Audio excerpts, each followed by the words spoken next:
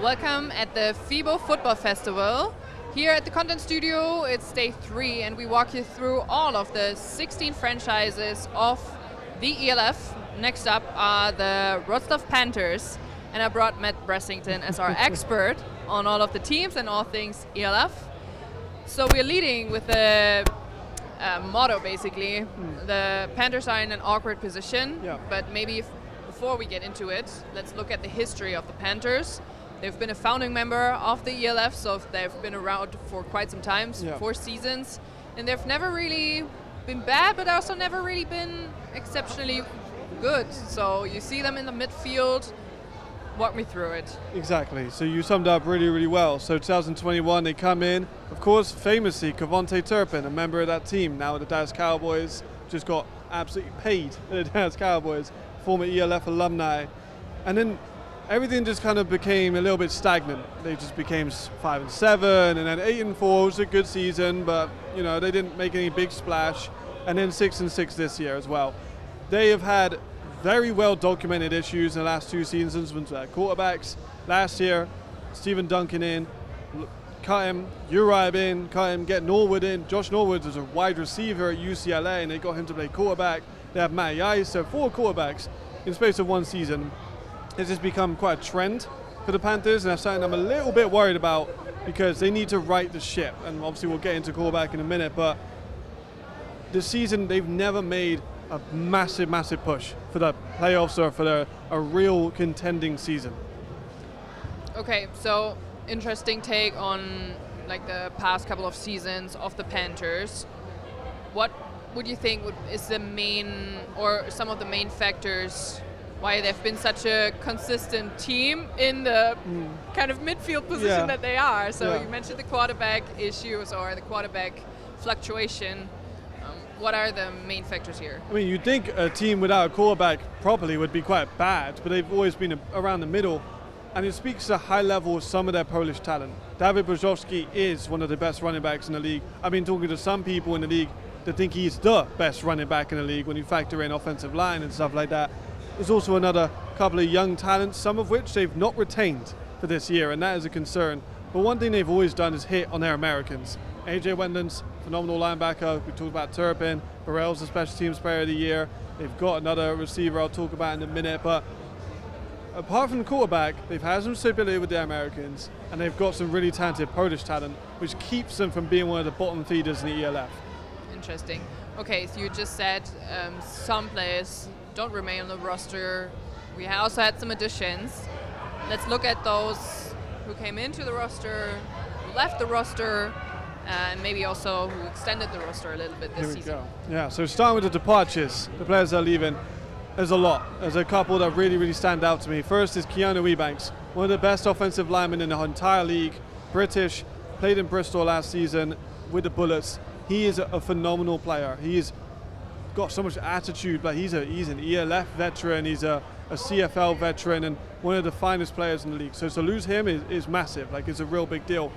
And then the 2 others is really concerning to me.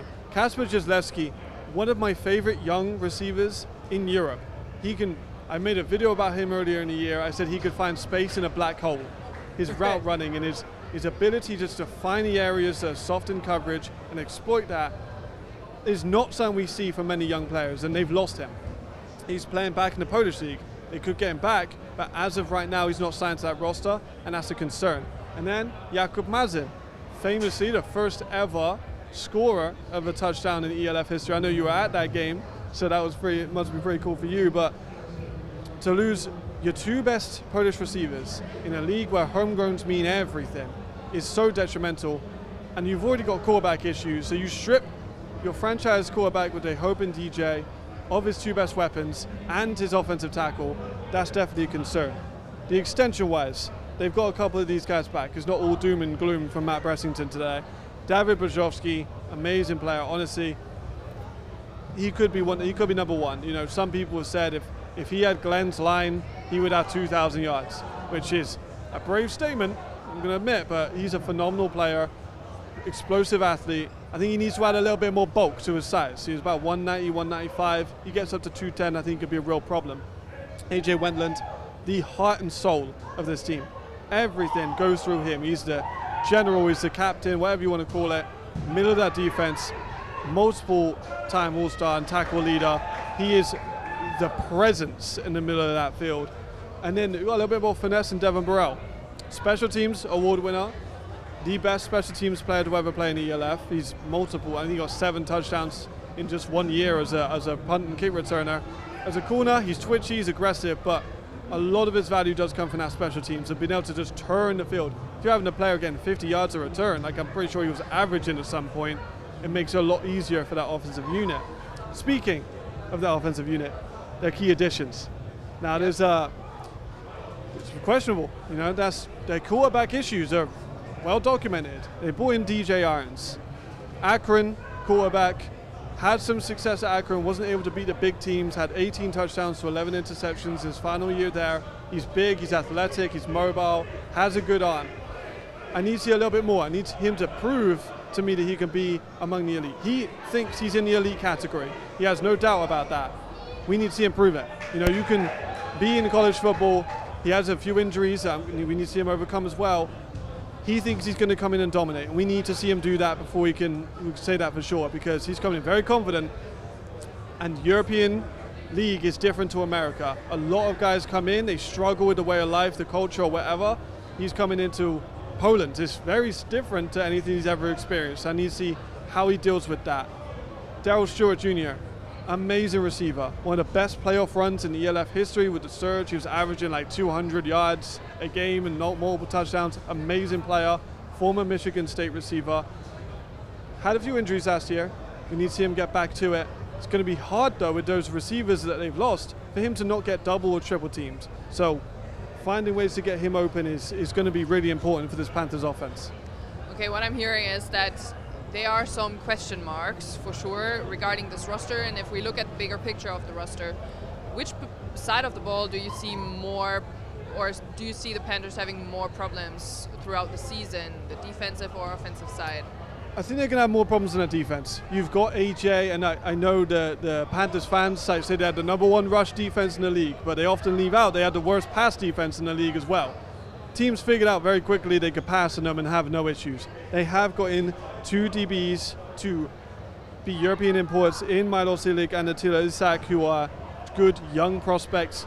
And you see how they step up. You know, they're going to be having a ton of responsibility in this defensive core. Are they ready for it? I don't know.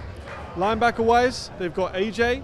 Outside of that, they haven't re-signed some of those key Polish players yet. I'm waiting for them to do that. This is definitely a player that I think they need to re-sign ASAP. And defensive line, they've got Carlos Bruins, is a really good signing. They've lost Dusan Novanovic.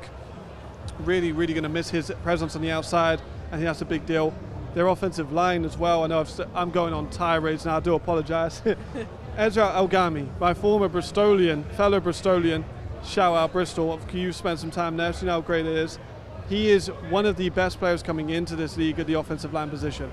Absolute mauler, who spent time in Georgia, as in Eastern Bloc Georgia, wrestling to get ready for this season. So I'm expecting him to come in super athletic, really talented offensive lineman, but they need to really focus on this offense, and they need to get this defense a little bit more loaded before we can say they're going to compete with the likes of Vienna. Okay, so when it comes to the offense, you said, okay, they added some strength on the offensive line, yeah, which also helps to get somebody like Brozovsky off the ground. It's really important. Exactly. And then together with Darryl Stewart, now as a right receiver that you said, phenomenal right receiver that we have here in the league, could there be then also a dual threat which makes this offense more, how do you say it? Explosive, yeah, exactly. I mean, they have favored mobile quarterbacks for like half the year. They had Josh Norwood in, a receiver by trade at UCLA. He was their quarterback last year, which was a weird position they found themselves in, but they like a mobile guy. They want someone who can move out the pocket. They've invested on the offensive line, not as much as they did last season, but we'll see how that works out for them. Keanu is a hard person to replace, and in terms of tackles, they've got Lucas Meyer. He's a young Cologne Centurion, had a good season last year, but he's going to be needing to take a step up if he's going to be the premier left tackle. Otherwise, DJ is going to be running around everywhere, and I need to see if DJ can handle being in that kind of pressure. Nice. So let's take a look at the schedule and putting this roster into action and see if the Panthers keep up their consistent streak of running in the middle, or maybe they can step up a little more, or they will have more difficulties more moving forward. And as per also the other ELF franchise checks that we did, I will pick for Nick because I'm filling in for him today. So Nick said in week 1, where they play at home against the Panthers, they will come out victorious. Okay. Yeah. Yep. Next up, we have Nordic Storm, which is a little bit of a Pandora's box still for us, everybody, but they will play them at home too, and Nick called it as a loss. Fair enough. Yeah. Then we go into a bye week in week 3. Week 4, we play at home against the Prague Lions, and he called it as a win. Yeah, me and Nick go talk about that one. Yep. Then it's the first away game against the Cologne Centurions. Also, Nick called this as a win. Next up, Nordic Storm again in week 6. It's an away game, and this is called as a loss. Okay, yeah. You can see that. Next is Ferhava again, and this is picked as a win by Nick. And then I hand it over to you to pick the remainder of the season. Thank you very much. I mean, they're starting 4-2. That's a good start. It's a good start, solid. Watch me ruin it, all of it. Let's go. Let's ruin it for them. So let's ruin it for the Panthers fans. So Cologne Centurions, I think they're going to win that one. So they're going to go to 5-2. Confidence is high, 5-2. But then look at the end of that schedule. That schedule at the end is brutal. Prague Lions, they're going to lose that one. Vienna Vikings, and then they've also got the Ravens twice. Both of those back to back to back to back. They're losing every single one of those games. Like, that is just an unbelievable way to look at the end of that. Oh mate, it's blood red of just having Vienna and Munich at on back to back to back to back weeks. That's a brutal way to finish the season. And they finished at 5-7, so they're kind of still stuck in that medium range. Yeah, especially later in the season, having this much of a weight as opponents, which historically they've performed pretty well. I mean, Ravens have always been quite solid, but Vienna Vikings, we talked about them in this ELF checks as well, in the same division, so they're no secret. That is quite the tough thing they have on the horizon, so it's better to start with the heavy ones, and then there's always injuries throughout the seasons. There's always some other teams know the tape better then, and they can, well, it's a game of chess as well, sure, right? So they know you better, and they can outsmart you better. So how does that for a team like the Panthers as a, I think that, I mean, it's a tough one, right? They do not have a ton of ELF experience in terms of players. DJ's new to the ELF. Lucas Meyer is still a young guy. Ezat's new to the ELF. Milos and Attila are still young guys. Jordan's new to the ELF. So a lot of their imports are new to the league, or they haven't spent a ton of time around the league. And when you go against someone like Vienna, who have a lot of those guys, that's a tough challenge. Munich, they could still win against Munich, honestly. That's a young team. We talked about them before, me and Nick yesterday. It's a young roster. So maybe if I'm being generous, they might pick up a win there at the end against Munich, but it would still make them 6-6, which is still very medium, Yep. Yeah. Okay. So, I mean, according to the schedule, we might have 5 wins, we might have 6 wins, depending on how also the Ravens or other teams are performing. So to wrap it up, do you see the Panthers staying in this midfield or in this kind of awkward spot with a record, or do you eventually also see them trending upwards a little bit? I think they're staying in the middle. I think the lack of depth for some of their positions, particularly running back, you've got a player so good as David Brzozowski. You need him off the field for 1 or 2 plays just to keep him fresh. I have questions on DJ Irons, of course, naturally. I have questions on honestly a lot of their players. So it's a difficult one. I think, honestly, if I'm going to be very completely transparent, I think they're trending downwards. I think they have an amazing coaching staff. Literally, before we started filming this, I got a message from the head coach, Craig. Love what he's doing with the culture of the team. The culture is great. But this is a bit of a rebuild season, I think, for the Wroclaw Panthers. Okay. So we see if this is actually a rebuild or if they surprise us all and maybe they are trending upwards a little bit, or if they keep their streak of being a very consistent team. Thank you, Matt, for your take on the Panthers. And check out also all the other 16 franchises that we talked about in here in this ELF franchise checks at the FIBO Football Festival.